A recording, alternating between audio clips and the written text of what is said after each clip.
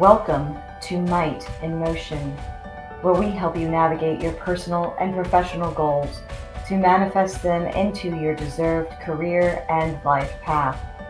Here at Might in Motion, we don't make excuses, we do the work and go above and beyond. The Might in Motion podcast brings you guests that will help stretch you out of your comfort zone and push you to improve your goals. Like, comment, and share. This is Might in Motion. Today I have Jennifer Bjarnson. She is an RTT hypnotherapist. She is the founder of Basictobold, with a personal mission to help others overcome mental illness and create a life they love. She's got a background with ADHD, anxiety, depression, and she's used hypnotherapy to transform her own life and shares her experience and her expertise with others. She's got a podcast, Basictobold. It's on my rotation when I'm lifting weights and working out or driving in the car, so I highly recommend it. And she's the creator of a 30-day awareness challenge, which is a program designed to help individuals overcome their mental health challenges and cultivate greater self-awareness, which I think we all need. Jennifer, welcome to Might in Motion. Thank you. I'm so excited to be here. Very excited to have you here. I know we were chatting before what I like to call the green room before we went live. And, you know, we talked about a few different things that I think the group here would be really, really interested in hearing more about. And as a reminder for those that are joining us live today, you can post comments in the chat. And so if you have any questions, comments, please make sure you post them. We'd love to try to get to your questions today. So one of the things that we were talking about was stories and lies that we tell ourselves. Can you dive into that a little bit? Yeah, so we have these events as we're going through our life. We have experiences, we have moments in time where something happens. And it's typically in our childhood, not always, but it's typical to have it in your childhood, where something, now that this experience has happened, you put a meaning on it. Yeah. And that meaning could be, I'm not enough, I'm different, I'm like the weirdo, oh, other people get this experience, or other people have things, but I don't have things. Mm-hmm. And so we put this belief system, and then we solidify that, like at that moment, it becomes who we are. Yeah. And we believe it to the core. I mean, there is nothing that anybody could say that is going to make us change that belief system, because it is just now concrete in who we are as a person. And some people call them stories. I like to call them lies, because they're not true. And we just walk around on this earth having these stories that we so deeply believe are who we are. And other people can see that that's not true. And when we really dive deep into it, you really can break apart that that's not a true statement. But everybody's dealing with it. I don't care who you are. I don't care how much money you have. I don't care where you are on the planet. Everybody is walking around with these stories, with these lies. And they're usually, the top three are, I'm not enough, it's not available to me, and I'm different. Ooh. And so that's really what we're all struggling with. And I don't care, like I said, doesn't matter who we are, doesn't matter what position we work in or what company we work for, everybody's dealing with usually those top three things. I think that really comes to light too if you're thinking about going after promotion or a new job opportunity, which may not be a promotion, it may be a lateral. But I hear a lot of associates in my time in corporate America, I'm not going to go after that role because I don't check every single box on the job posting. Or, you know what, they're never going to hire me because I'm not like everybody else on that team.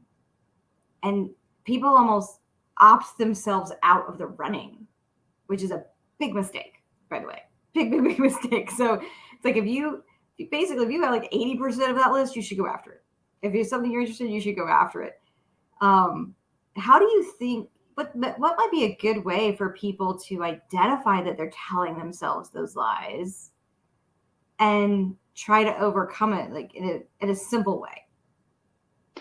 So the biggest thing that you can tell if you're dealing with those is, are you living an authentic life that you would like to be living, right? One of the big key components is jealousy. We always hear somebody, if, they'll say, oh, I would love this certain lifestyle, but I'll never get it.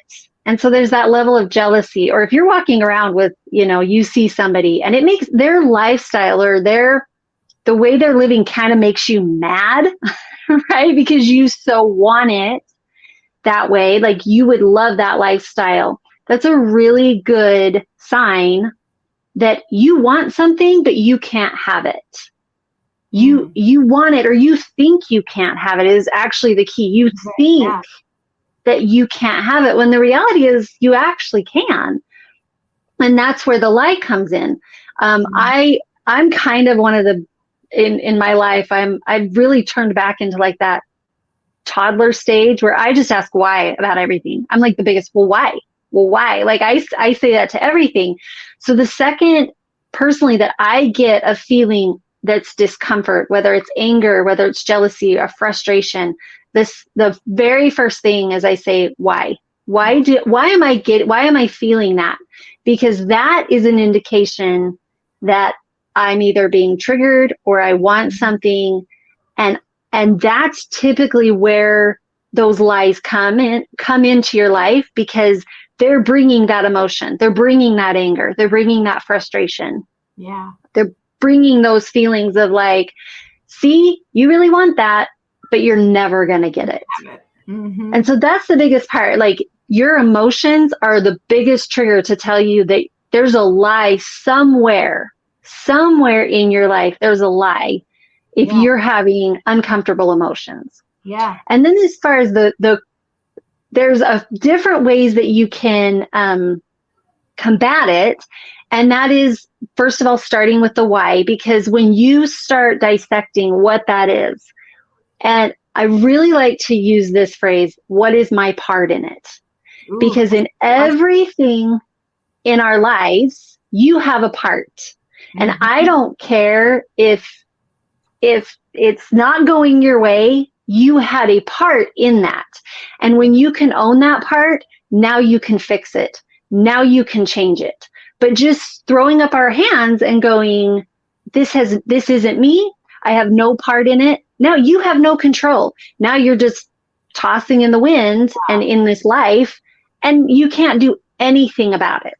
Yeah. When you acknowledge that you're part of whatever the issue is, or part of why you're having that emotional response to something, it gives you power.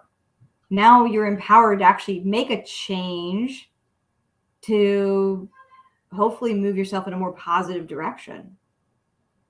Yeah. And I know I said this, but the alternative is you're just going to sit there and now you're just at the whim of everything else.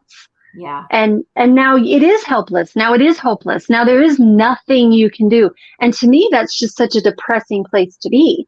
Right. It is uncomfortable to say, what is my part? Because maybe you're the person that chose that unhappy life. And that is really hard to digest. That's really hard to take in and go, wow, I'm the one that picked this. I'm the one that decided this. And I'm the one that's staying here. That is uncomfortable. And nobody likes that part. But then once you say, okay, well, I'm the one that's here. I'm the one that's staying here. Then I'm the one that gets to walk away. And I'm the one that gets to choose something different. Yeah. Now it becomes from this helpless, hopeless, nothing's ever going to change situation to what can I do? Where am I going? What direction am I heading? And it's very empowering. Right. And that being empowered, like I said, it puts you in a seat of control, and you're no longer, to your point, just kind of swaying with all the emotion, which is just motion, right? So it's like you're being in a boat, just tossed around. A lot of times when you mentioned fear, right? And fear has an impact in someone's confidence. And so when they're wanting to move into, or maybe they're in a new leadership role, that confidence has a big impact on how they show up. right? How they show up to their teams or even their families. And so just curious, from you and what your thoughts are on how that fear has that impact with your confidence in a leadership role. Oh, it's huge because it's one of the biggest lies that we all deal with, right? It's the second you have fear, you can react in two different ways. You're going to have those people who kind of move past it and they just kind of plow through it, right? Yeah. Like I'm sure you know people like that, and that's an amazing skill to have, to kind of be, I like to call it being indifferent to those emotions, because being indifferent, yeah, you may recognize that it's happening, but at the same time, you're like, well, it's not real. It's not a real fear. Like once I get past this, I'm going to figure it out. I'm going to be able to get pushed through it. So that's kind of where we want to be. But what I find is most people is then they have this flight or fight response to fear. Yeah. And that is where that's where you've got to do the work. And that's where you've got to, for me, it was hypnotherapy. Some people find energy work. Some people, just the right motivational talk is what's going to get you through it. And when you can find, everybody's so different. It's so personal. So it's not a one size fits all. And it's not even a one situation fits all, right? Like sometimes I'll be like, I've got this in the bag. I've done work on myself. I mean, I've been doing this for years. Like I'm great. And then something will happen and I'm going, I can't do that. Who do I think I am? There's no way I could possibly do that. But that's life because it's growth. Yeah. And so it's it really comes down to two different things. And that is mindset and skill set. And if you know how to do something, that's a skill set. All you got to do is know how to do something, right? I love the idea that literally anybody can sing really well because it's a skill set. It's not you're not born with it. It's a skill set. And so anybody can learn it.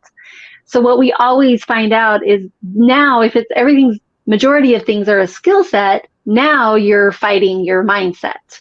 And so when you can create those tools that you're going to come up against a wall, you're going to come up against something hard because that's life. Yep. If you're growing, if you're trying to create a life, if you're trying to create a business or you're trying to get into a position in corporate America or anything that you want to achieve, you're going to hit a wall. You're going to hit hard things. And the key to that is when your mindset starts to creep in and starts to tweak and go, I don't know if I can do this. All right, what are the tools that work for you? Is it mentors? Is it hypnotherapy? Is it meditation? Is it light therapy? Is it podcasts? Like put all those together and you'll figure out your pathway to get past that. I love it because I've done quite a few of those different things, right? So I've done therapy. I've got multiple coaches. I love me a good podcast. That is basically, I've moved from, even when I do a race, instead of listening to music, I'm usually listening to some sort of podcast, which is very strange. And the one thing I haven't done, I've read some Joe Dispenza stuff, but I haven't done hypnotherapy.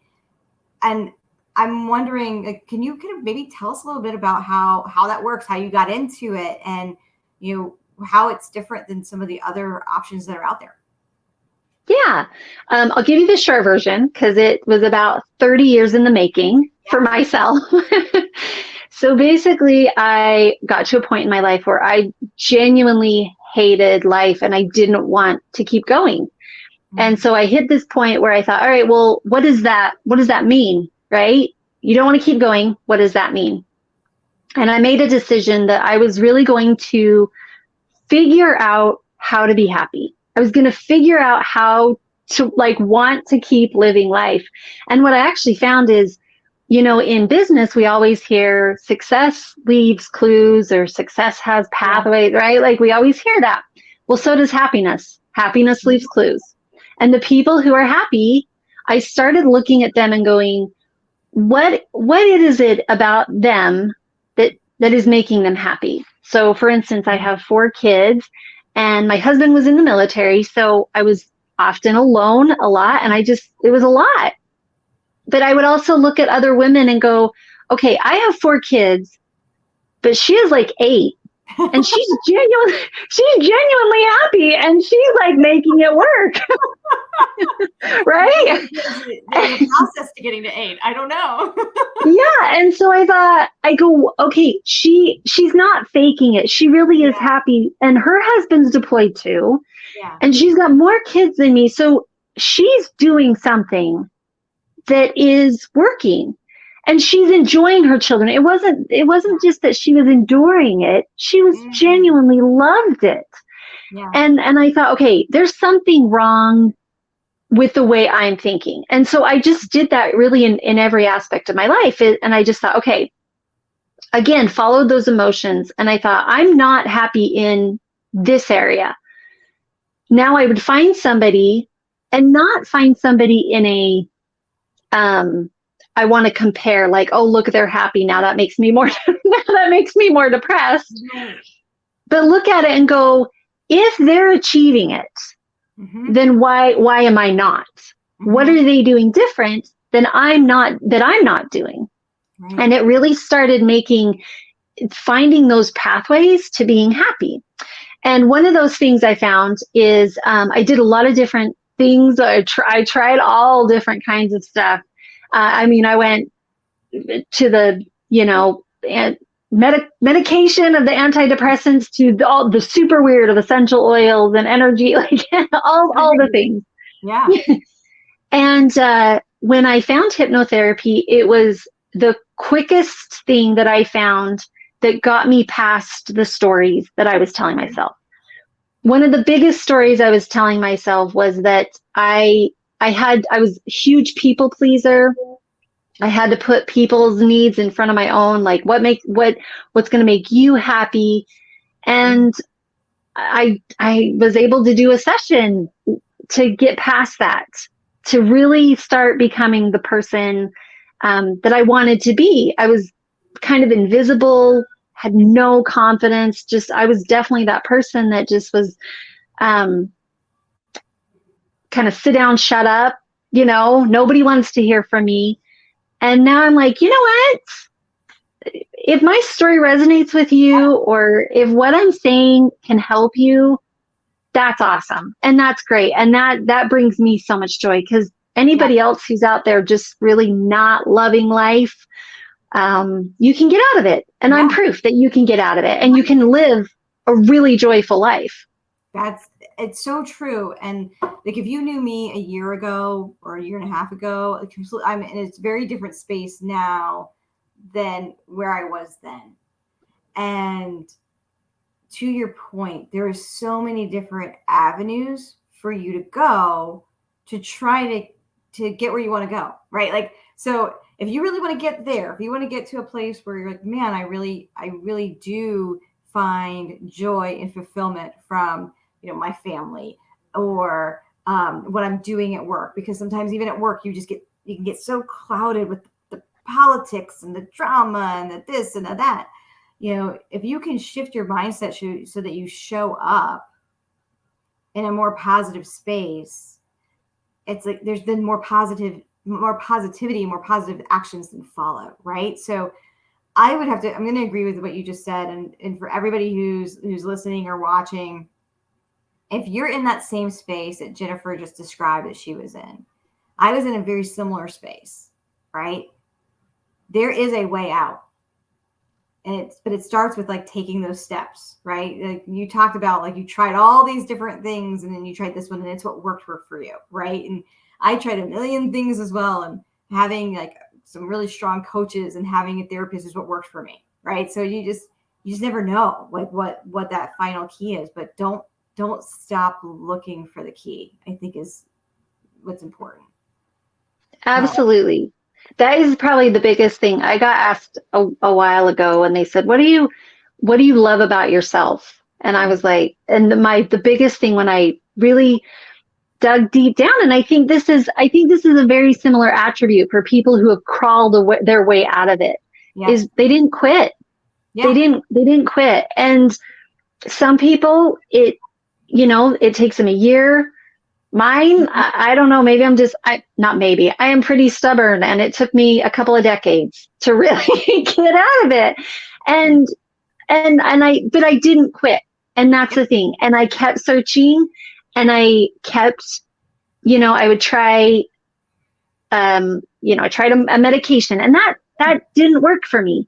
And so I tried something else, and then that didn't work. And then I tried this, and maybe that gave me a little glimmer of hope. Yeah. But you mentioned Joe Dispenza. One of my favorite quotes from him is, "We live in a world of amazing information. I mean, everything is at our fingertips." Mm-hmm. And I'm going to butcher what he says, but if you don't actively search out what you want to know, that's on you. It's not because of a lack of information. It's, that's right. And it's just about doing it, right? Like, I think, we share a similar coach, and one thing that he likes to say a lot is just hit send. Just hit send. Just do it. Yeah. And many times in my past, I can't do it because it's not perfect. I haven't spell checked it. I haven't proofread it. I don't know how to do this live on LinkedIn, or I don't know how to do what, blah, blah. And to your point, it's like, well, you just do the best you can, and you continue to research so that you can continue to get better. Right. And it's the same thing with your personal well-being. It's the same thing with your spiritual, your mental well-being. One of the books I read last year, I'm looking up at my bookshelf, but it was Breaking the Habit of Being Yourself. And it was a phenomenal book. And I took that whole month, right, to do that whole exercise in that book of really sitting in, for me, it was fear. So sitting in my fear, is that fear of failure, right? So, which is big for me. So it's kind of one of those where it's like, if you just need to take the time to sit in it and really think about what's that root cause, to your point, right? What's that root that you're trying to get at? Yeah. And it is really uncomfortable. Like I genuinely had this delusional belief. It really was quite delusional, that I thought, I'm going to work on myself, and I'm going to remove all this negative, and then it's going to be unicorns and kumbaya, and I'm going to feel great, and I'm just going to go after it. And it is no joke when you hit a level of anger or sometimes rage, frustration, and it is dirty and ugly. But here's the thing that I had to come to accept is, either you can feel it now for 20 minutes, 30 minutes, whatever it takes to get it out, and it is uncomfortable and it's not fun, or you can hold on to it for the next 10 years. Like, which one sounds worse? Right. And this is how I had to think. I had to think, genuinely, do you want to feel this really uncomfortable feeling for the next 30 minutes, whatever it took? Or do you want to hold on to this, knowing that you're holding on to it for the next 10 years and still living the exact same way, not changing, not growing, and looking back, or looking in 10 years, looking back, knowing you could have fixed it and you didn't. Right. And that irritated me way more than going through that uncomfortableness. Yeah. So one of the questions I ask everybody, or I try to ask everybody when I have them on, and you kind of touched on it. You said, do you want to look back 10 years from, and say, oh, I regretted not making that change now. So if you could go back and tell yourself 10 years ago some lesson you've learned, what would it be? Oh, that's a good one. I learned this lesson just this last year. And it's funny you say this, because I really was thinking, man, I wish I would have learned this about 10 years ago. At the beginning of 2022, I heard this saying that it said, if you don't pick your challenges will pick you. Yeah. Yeah. And I had always been living with this life where I thought, if I go after something hard, I'm already doing some hard things. Like, I don't know if I can handle both. And I hope that makes sense. Yeah. Because I was already dealing with stuff that I felt was just out of my control. And what I realized is when I started picking my hard, those other things that just showed up completely went away. And now the hard I was going through, I was actually excited about because I was choosing it, because the end result was something I wanted. But when I just tried to stay under the radar and I tried to not do anything hard and I just tried to play it safe, then those everyday challenges just showed up. But the thing is I didn't want those challenges. I wasn't interested in those results. And so it felt like, what's the point? Maybe I learned something from it and it was a good lesson. But when I started picking my challenges, it wasn't any easier. Yeah. But the result was so much more rewarding. So I hope that makes sense. It does to me. And maybe that's because I love a good list and I love having a mission. Right. And so when you say that you pick your hard, you're now, once again, you now have ownership of it. You now have ownership of like resolving whatever that hard thing is, or coming to a conclusion, or using it to propel yourself somewhere that you really want to go and level up.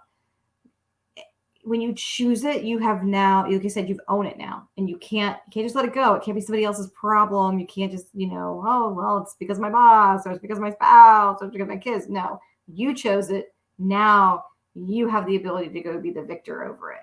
That it resonates with me. I love it. I love it. Yeah. And it truly was, I'd have to say, for the first time, that was one of the hardest years, but the most rewarding. I did the most uncomfortable things that I would have never, ever done.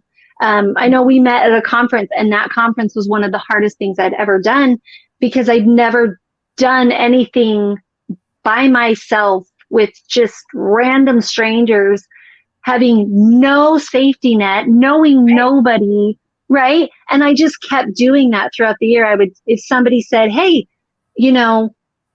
I've been doing this. And in my head, if I kind of had a challenge with myself. Mm-hmm. If I thought that sounds horrible, then I had to do it. That was kind of,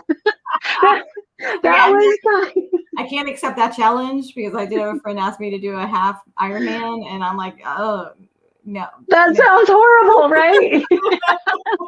No. My nephew, I had a family member, and they said, would you ever go skydiving? And I said, do not say that to me. I cannot answer that because the answer is no, and then I would have to do it. Yeah. So don't ask me that question, please, because no, I can't do that, right? Oh my goodness, I love it. Oh, that is fantastic. So choose your hard. I think that is a great thing to anybody to teach their self 10 years ago. And if you didn't learn that in the past 10 years, you learned it now, and just go and take it with you into this year, and do your next, 12 months, go and own it. So I want to end with how people can reach you and, any kind of like services or things like that. So Basic to Bold is your brand. You've got it on Instagram. You've got a podcast. You have your website. You're on TikTok as well. Yeah. So if you want to just kind of share a little bit of like how people can reach you and, what types of services you might provide them. Absolutely. So I do one-on-one sessions, and it's where we personally work on whatever it is that you would like to focus on. So I've worked with confidence, ADHD, smoking, a lot of goal setting, especially during the beginning of the year, where you want to really sink in what it is that you want to focus on, and then what could be stopping you. So that's a lot of really good stuff that hypnotherapy can work with, because it just programs your mind to just absolutely zero in on that one thing for that one session. So I do sessions. Like you said, I'm all over social media. So I I really try to answer as many questions and get the message out there to help people as much as possible. Because like I said, I understand living with these stories is just, it's not fun. And the faster we can get past them, the happier our lives are going to be. So yeah. Awesome. Thank you so much, Jennifer, for joining us today. This has been a fantastic conversation, and I really hope that it's resonated with someone today, because there is, you don't want anybody, I don't want people to suffer, and you have this opportunity now to leverage so much at your fingertips, and resources like what you provide, Jennifer, at Basic to Bold. And I hope that it resonates with someone, and if they need that help, that they reach out, because the help is there. So thank you again for joining me. I really appreciate it. Thank you. I have thoroughly enjoyed it. This has been so much fun. And I really hope and pray that that everyone just can really create a life that they love, because that is the best. So thank you. Thank you for tuning into Might in Motion. If you learned something about motivation, momentum, mindfulness, or might, please like, comment, and share. Thank you.